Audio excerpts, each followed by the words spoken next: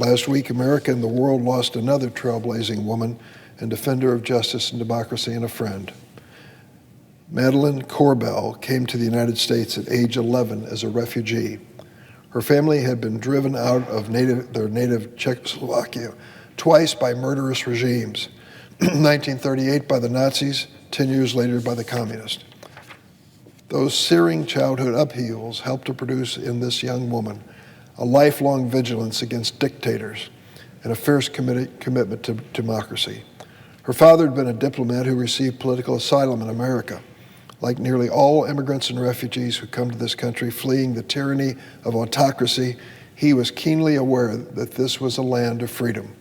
He told his daughter many times, Americans don't know how fragile their democracy is and how resilient it is. She also knew persistent autocracy.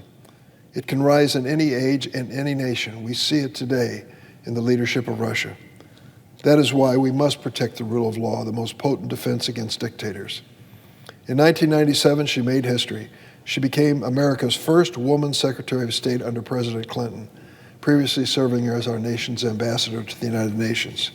She was a hardline critic of tyrants and despots who advocated the policy of assertive multilateralism, and she called the United States the indispensable nation.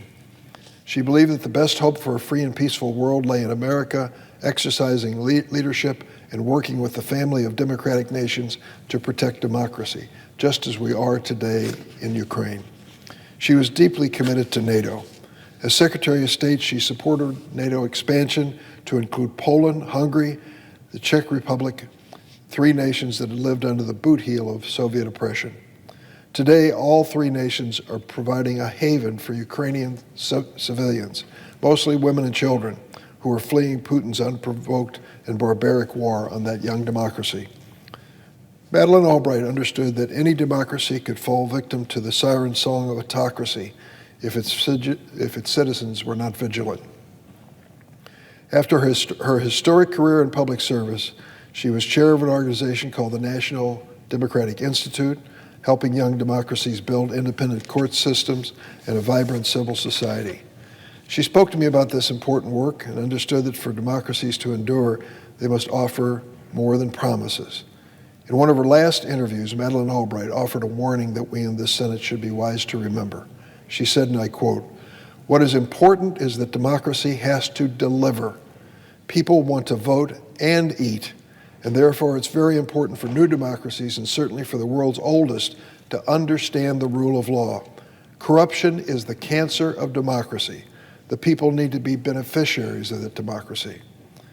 Likely because of her family's own experience fleeing tyranny, Madeleine Albright was quicker than many in recognizing dictators.